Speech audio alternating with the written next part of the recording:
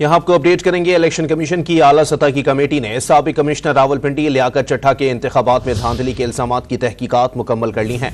तहकीकाती committee का आखिरी इजलास आज होगा, जिसमें कमेटी साबिक कमिश्नर के इल्जामात पर अपनी रिपोर्ट को हतमी शक्ल देने के बाद आज इलेक्शन कमीशन को पेश करेगी।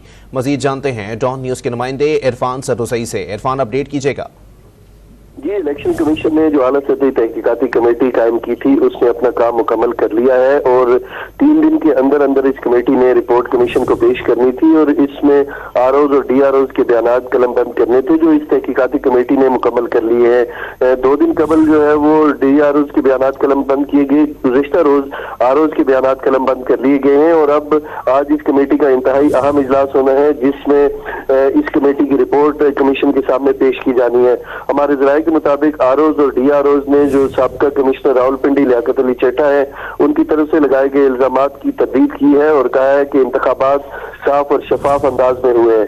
जी, बहुत शुक्रिया इरफान सदुसई अपडेट करने के लिए।